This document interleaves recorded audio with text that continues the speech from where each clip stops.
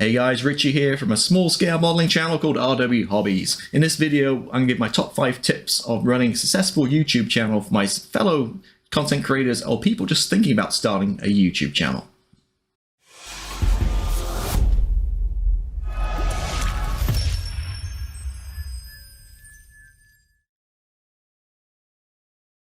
Alright, here we go. This is number 1. And the first one is quality content and unique content. It sounds simple, but that is it. So basically, look at stuff that's on YouTube before you post videos and see if anything else is out there. If the big hitters in your kind of genre are releasing similar reviews or videos, you're not going to get, YouTube isn't going to promote you and you're not going to get those views, or you just pick up the scraps basically. So what I mean is, for example, I know if I've got a brand new model kit, it's a Super Hornet.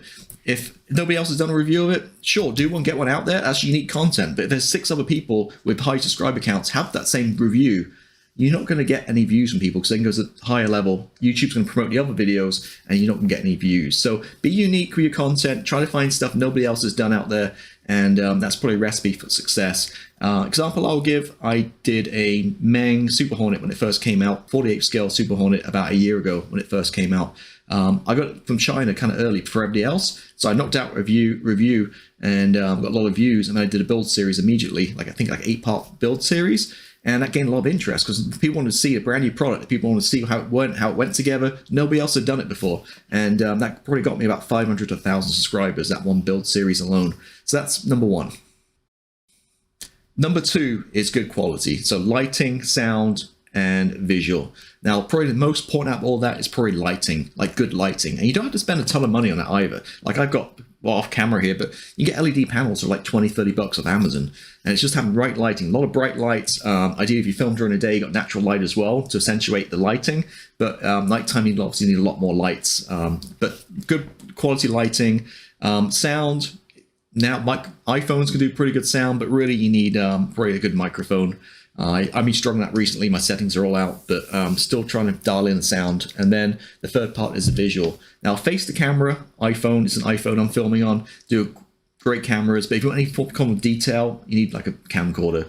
Now, it doesn't have to be super expensive. I went down the route of looking at reviews online, which probably mostly kind of influencers and paid kind of sponsorships. I ended up with a Canon M50. Now, that was, with all lenses and stuff, it was almost $1,000. And I still struggled focusing on small model parts, kits and stuff I built.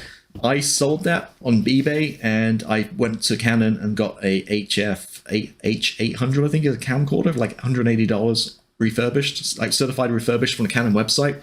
And that thing is amazing. It does 10 times better than the M50 does. M50 is better designed for still pictures and that kind of stuff.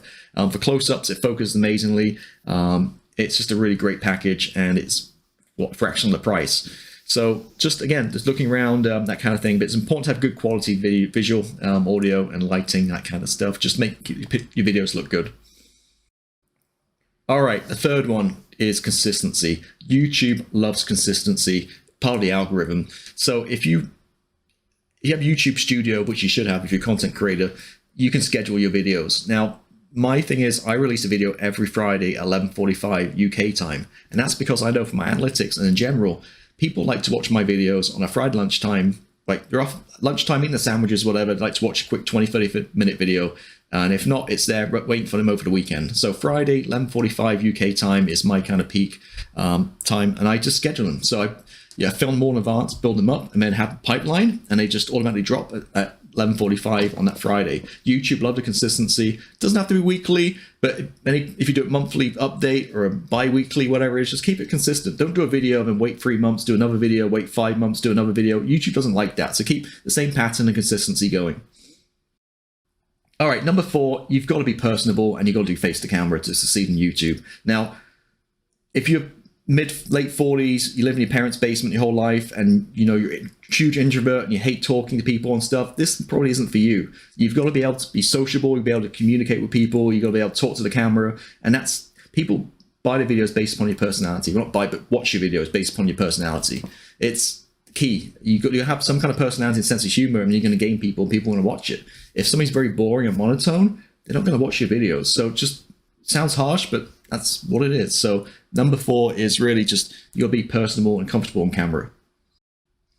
All right, last tip, number 5, and that's engage your community. It's imperative that when you do get subscribers and stuff and people start asking questions and commenting, you respond to every single one. So I respond to every single comment, every single question, and build up that rapport with people, and they'll eventually become subscribers or Patreon members, that kind of thing. You'll build up a community. So if you want to succeed with YouTube, you've got to engage your community. Don't ignore comments and stuff, and just talk to people, have people involved, put up posts, have people comment, that kind of stuff, and just engage people. And that's my 5th comment.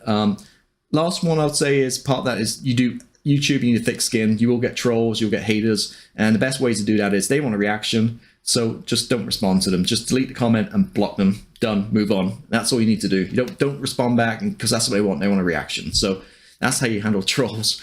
So that is really it. Last thing I'll say is YouTube is not going to be a money maker for you. You're not going to quit your job, especially if you're model making. It's a very niche kind of area. And there's only a certain amount of people making scale models. It's not like some other channels out there. So you're not going to have millions of subscribers, and you're not going to make, you maybe, if you're lucky, get a couple of kits, maybe a kit a month or a couple of kits a year or something paid out of it. But just to give you an idea, my biggest video in terms of views in the past 30 days was my last bench update. And that so far in revenues gained $2.18.